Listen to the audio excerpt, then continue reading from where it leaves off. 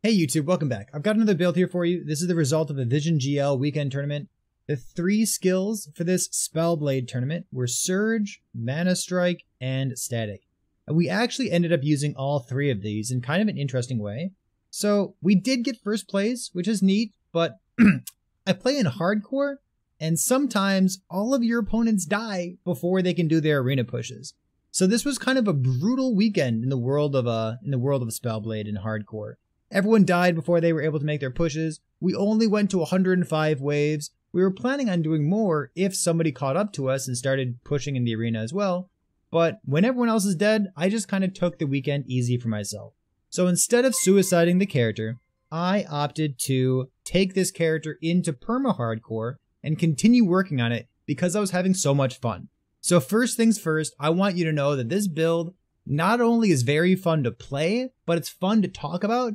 And the build itself is fun to put together because it uses defenses in a very different way, and it wants different gear. It's not just health, hybrid health, percent health, as many places as possible. It's got some interesting twists to it, and it makes you feel like your brain is nice and big. So I want to give you a rundown of the build.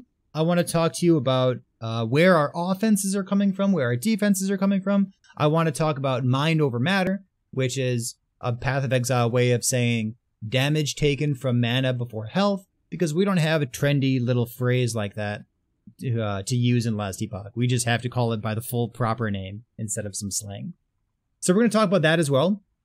But I think the most important thing for us to call out at the very beginning of this build is we are using something that has been called by the devs an unintended interaction. So normally I stay away from unintended interactions, but this one, first of all, I'd like it. Second of all of my competition was dead, so I decided just to have fun. And third of all, it's unclear whether this should be patched or which portions of this should be patched. So the build that we were playing, we're a Surge, Discharge, Mana Strike, spell damage scaling Spellblade. So basically what we're doing is we're going pop, pop, pop, pop, pop, pop, pop, pop, pop, and we're attacking with our ranged Mana Strike, which is proccing a couple things. It procs the Mana Arc, which is that big arc that you see go on, and it procs some static charges that blow up after a short duration as well. So that's our Mana Strike, and then periodically we will use Surge, and then at the end of our Surge, it'll go boom, and it'll pop static. So normally in static, you'd only ever see people use it for a zap, or you would use it to proc lightning blast, and then maybe you even spec into lightning blast from there. But instead of that, and we'll talk about why, instead of that, we are using the discharge component of it. So if you see, I've got 17 charges here. If I click static, it goes bop, and that consumes a chunk of my mana, and then it deals some AoE damage as well. So we're kind of building around this node here, and this is the unintended interaction, and we need to be clear about this first, because we're in patch 0.85F right now. This might be changed at some point in the future, but I want to talk about it. So this node is Discharge deals flat damage per charge, but it costs more mana per charge. So if I walk around here and I have 200 charges, if I click this, my mana is going to go pew, and it's going to go down by 200, which is untenable. It's huge. Even if you're using Mana Strike as some sort of mana generator, that's just not a build that you could do. So Surge says you cast static on arrival with Surge. And this is the bug. The bug is, even if you have 200 charges, when you Surge and it casts Discharge for you, your static does not go on cooldown, and it also doesn't consume the mana.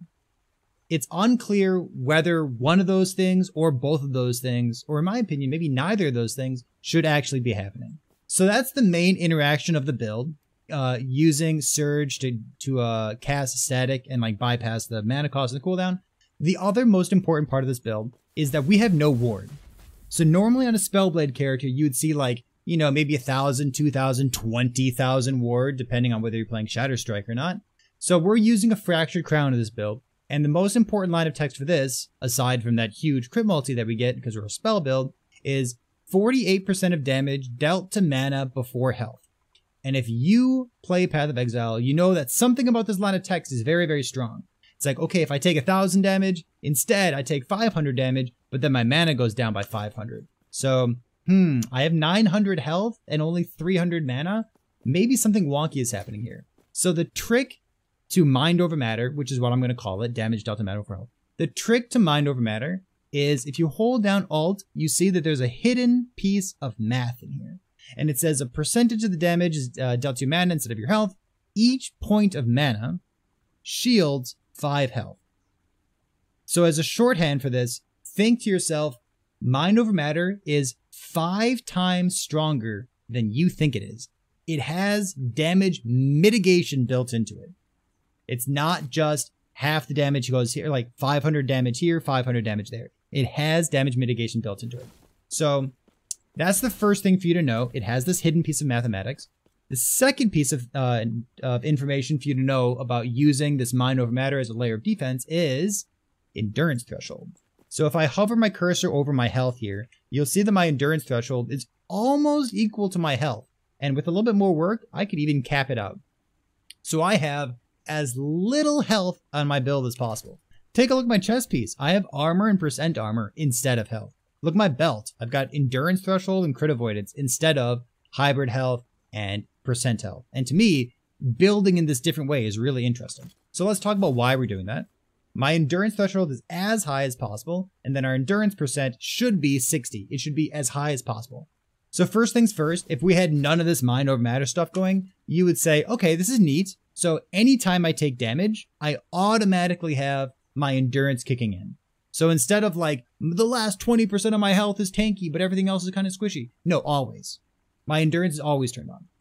So that's thing number one. Thing number two is when we have this mind over matter stuff, when we have damage dealt to mana before health, endurance happens first. So the endurance kicks in, the damage is mitigated, and then it's chunked by half, passed over through the 5-to-1 ratio, and then our mana goes down. Which means we are tanky as hell, and we have like less than 1,000 life, and it's so cool, and I want you to do it too. So I did some math. Here's some math for you, and then we'll talk about the skills, and we'll do the normal stuff, all right? So if you have 1,000 life, and you take 500 damage, I might even put this in the description of the YouTube video, just so you can see it. So without the endurance threshold stuff, ignore the endurance threshold stuff. Pretend we don't have it.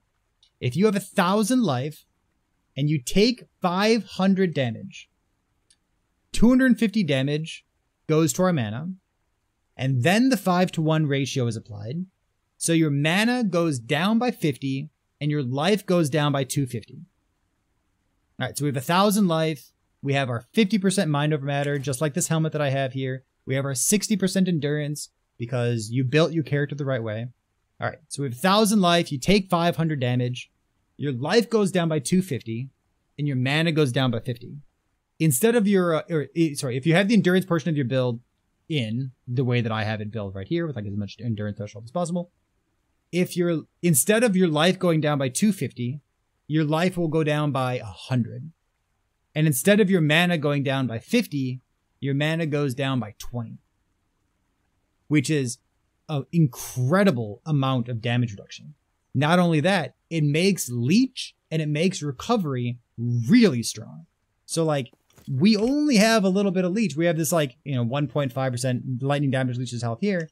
And we don't have a lightning leech or a spell damage leech blessing, which you could, I suppose, if you wanted to. But our leech is really strong. We have a mana gained on hit because of our mana strike here. And, we don't have any mana regeneration at all. We're all getting it from this. And, we built some extra melee attack speed because this counts as a melee skill. And it's really good recovery on top of all of that damage reduction. And then, of course, we have Flame Ward as well. One of the best defensive skills in the entire game. This build is awesome. So, defensively, it's great. Offensively, we have some really nice stuff going on here, along with something that's an unintended interaction. But I think it's a good enough build, and it's a fun enough build that I want to tell you about it right now. All right, so for the skills, let's go left to right. For static, we're taking nodes that I've never taken before because I've never, ever built a character this way. I only use this for Lightning Blast when I use static in the past. So most importantly, we have 1 point here in Power Surge. We talked about how this is an unintended interaction with Surge. Let's keep going. We have some travel nodes. We have 3 out of 3 points in base crit, trying to get as much base crit as possible. 1 point here for the charges gained on crit if you discharge recently, and past 3 seconds. And then we have some extra enemies hit right here. I'm not really concerned with hitting extra enemies, because when you hit an enemy, they're going to die. And then you're going to keep mana striking and you'll keep surging around. I've never wanted to hit more enemies than I have right here. I think this is totally fine. We have the 4 points for extra maximum charges, and then 1 point over here for some extra range, just so we can snipe some enemies that are farther away. And then 4 points into when you are hit, and most importantly, this, charge on melee hit. So we have our Mana Strike, which is ranged, but it still counts as a melee hit. Alright, next up is Mana Strike itself. It's kind of goofy, but I'll tell you why in a second. So we get all the points over here, and we do have a level 23 Mana Strike. So these +3 comes from our chest piece. You should have at least +2 on this.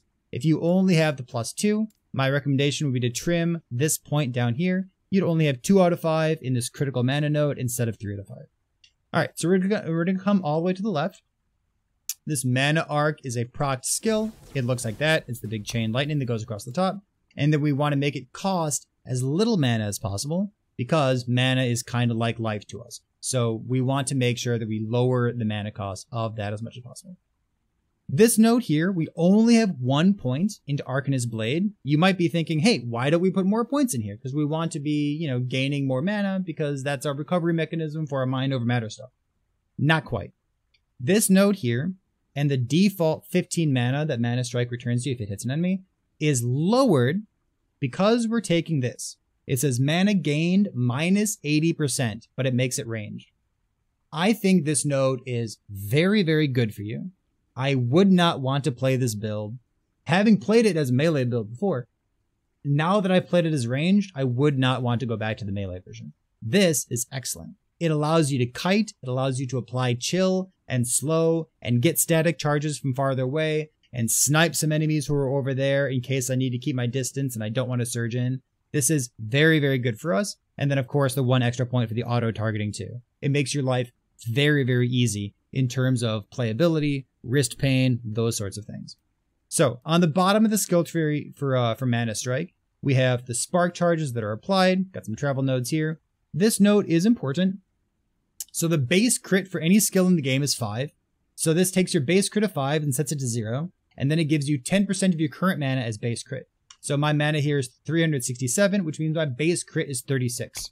That's pretty good. That base crit of 36 is inherited by Mana Arc, because Mana Arc is a sub-skill. And then it's also inherited by the Spark Charges here, because the Spark Charges are a ailment. It's technically an ailment, but they have a hit component and they crit and stuff.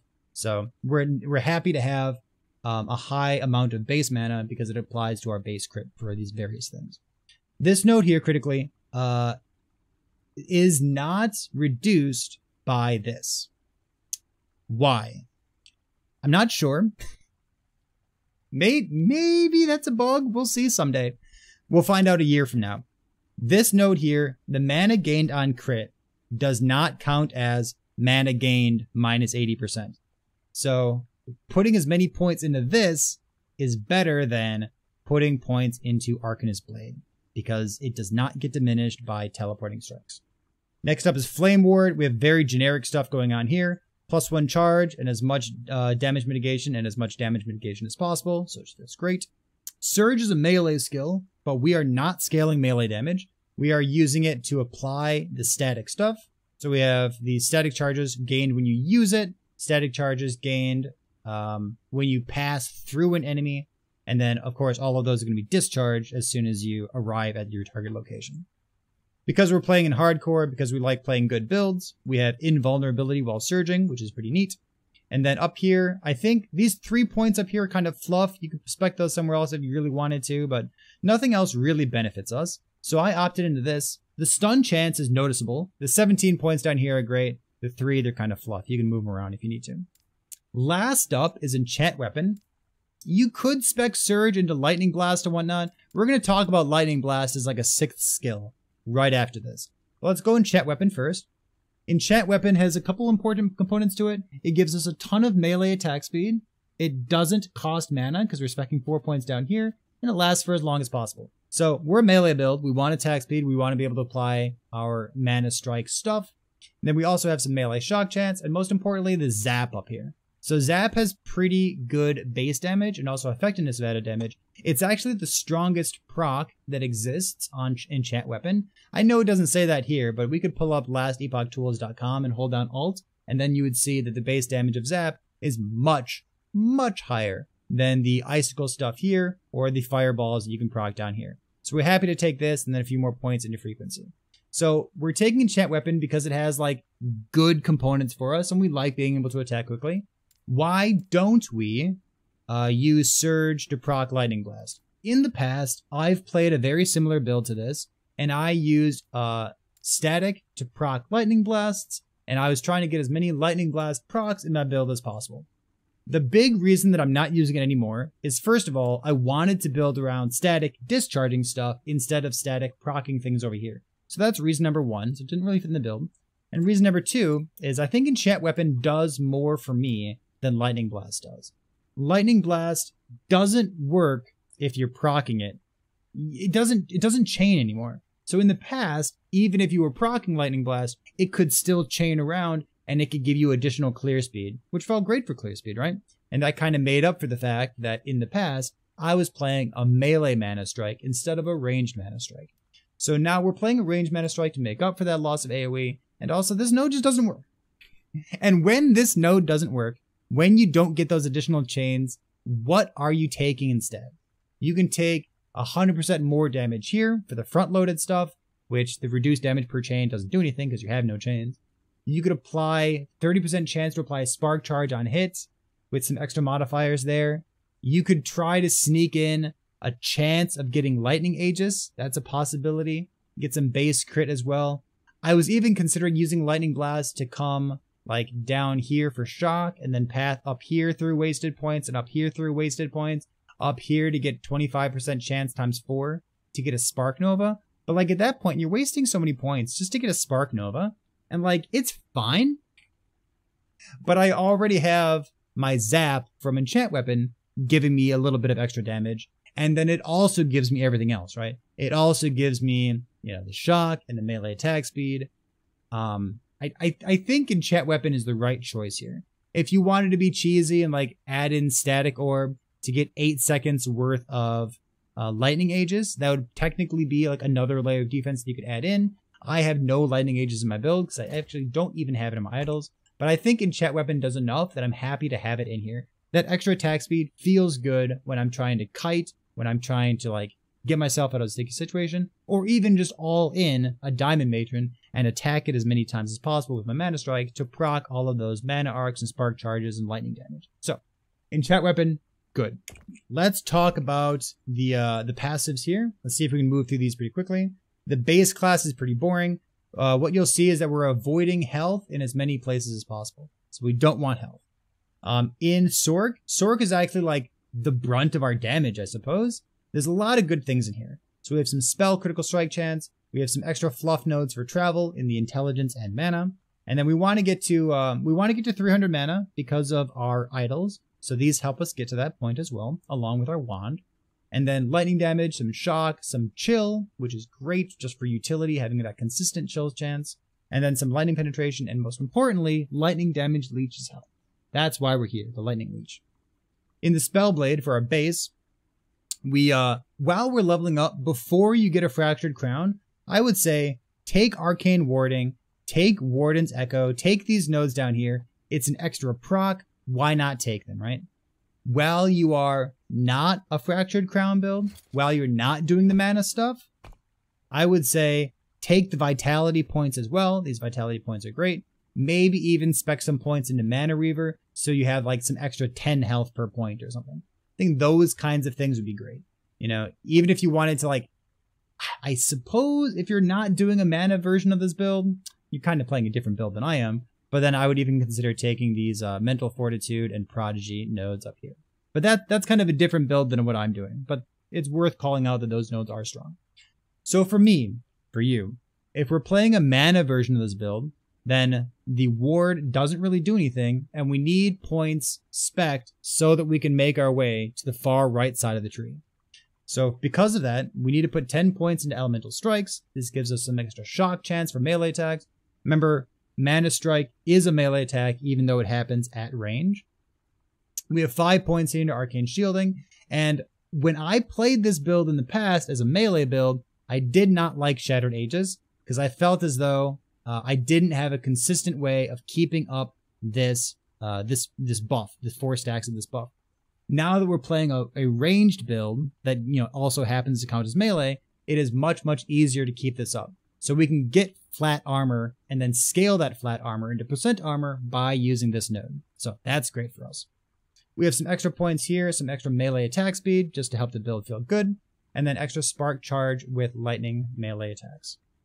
Most importantly, at these 2 nodes up here, I said that we were avoiding health as much as possible, but we do put 8 points in Outrun and Outlast. This is a relatively new point that was added to the skill tree. Cooldown recovery speed for Surge. So Surge is what we want. We'd like to be doing this with relative consistency. I think these 8 points, even though they come with health, which is bad technically, I think these are good for us here. Last up is the 5 out of 5 in adaptive spell damage. This is basically your keystone node for a Spellblade. This node is super strong. For the gearing process, there's not too many things to talk about. We're avoiding health. We want Exalted Endurance Threshold in as many places as possible. And that's about it. That's kind of the crux of it, right? So for our Fractured Crown, we have as much damage dealt to mana before health as possible. You could even get a little bit more on your chest piece if you were into that. But I think like 40 to 50 to me feels very good. 20%, 30%, that's not high enough. Not for what we're trying to do. So at least 50%, or at least like 45-ish% is what I would be looking for on a Fractured Crown. For our wand, we're using the mana base because we're trying to get like a nice big mana pool because it's kind of like mind over matter thing. And also because it activates the base crit on Mana Strike and some of these idols that say like lightning damage doubled if you have over 300. So that's why those there. For our chest piece, we want plus to Mana Strike. I like sealing +1 Flame Ward charge because I think it's a great tier 1 modifier to seal. And then the rest of this, I think lightning crit multi is probably the place to be. And then like for the suffixes, you could go armor and percent armor like I am, trying to be as tanky as possible in hardcore, or just like fizz res, necrotic res, whatever res you need in order to round out the rest of your build. For our offhand, we're using a catalyst. Maybe there's a version of this build that uses like a rune dagger, because a rune dagger could have like plus base crit as the implicit. Maybe you could sneak a Bastion into this build. Listen, I play hardcore. I don't think we need a Bastion in this build. I considered it, but no, I think we're good just to use a catalyst here, just to juice up some extra damage. For our rings, we're looking for Exalted Endurance Threshold because we really want to cap our endurance threshold equal to how much life we have, and the rings are a pretty important place to make that dream happen. If you have a Quicksilver Coil, having some extra haste on hit and melee attack speed feels great, but at the end of the day, this is fluff. You don't need the Quicksilver Coil. Just focus on getting as much endurance threshold as possible. Again, Exalted Endurance Threshold. For our boots, we don't want life, we don't want hybrid life, we don't want vitality. So what's left for us? Crit avoidance, armor, things like that. And then for our relic, we'd like to get Exalted Endurance Threshold, if possible. I actually don't have Frailty on my build, and I really wish that I did. You'll see that I have Tier 5 Shred Armor on hit, and then we'd like to have maybe Sealed Armor Shred on hit, or maybe Sealed Frailty on hit.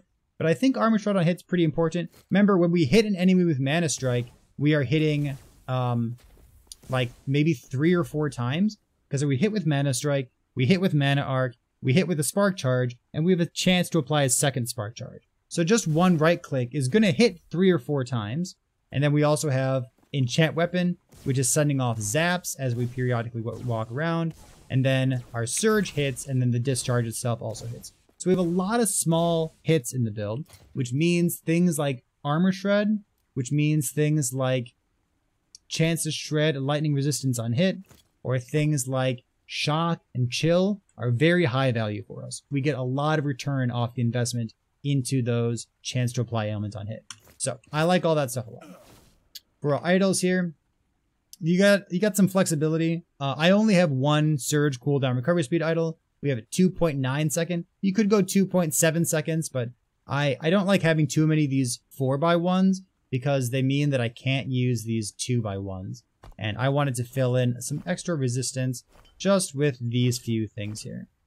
So, Surge cooldown recovery speed, lightning damage and doubled if you have over 300 maximum mana, crit strike chance for lightning skills, maybe a little bit of both on this one here, or even just something as basic as flat mana and then percent armor, percent mana. If I take this off, you see that my mana goes from 367 to 327, so this is about 40 mana off of this 3x1 idol here. So that's for your reference. For our blessings, I think the most important ones here are endurance threshold and lightning shred on hit. Again, we get a lot of return on investment from including some kind of ailment shred to go along with shock, because remember, shock also reduces enemy lightning res. So this feels great. And then getting that that empowered blessing for endurance threshold is a great way to actually cap out all of your health with endurance threshold. So I think those two are the most important. If you want to get crit multi, crit chance, void res, those things are all fine for your Raye blessing. Whether you go crit avoid or all resistance just depends on your gear and the kind of stuff that you have access to. And then if you want to use your Spirits of Fire for flat armor, or if you want to use them for frailty, if you want to use this for percent endurance, those are all great options. I just wanted to try to sneak some extra armor to my build. So you can see if I go 1, 2, 3, 4, and I stack on my arcane shielding, I've got 32% armor on this particular build here. So that about covers it. So we're level 95. We're going to keep playing this character just because it's a joy to play. I just like the gearing process. I don't have gear set aside. All the gear that I have in my stash has life, hybrid life, vitality, all that boring stuff. All of a sudden, I want, you know, tier 6 and tier 7% endurance threshold. And why would you ever put endurance threshold on a piece of gear? Except if you're playing almost literally this build. Thanks for being here. If you have any questions about this, be sure to leave those in the comment section of this YouTube video, or you can drop by Twitch at twitch.tv/PearThePig, where I stream almost every day, doing a lot of these weekend races, even now in the dead time waiting for the September patch, which should hopefully be happening soon. Thanks for being here. I'll see you next time.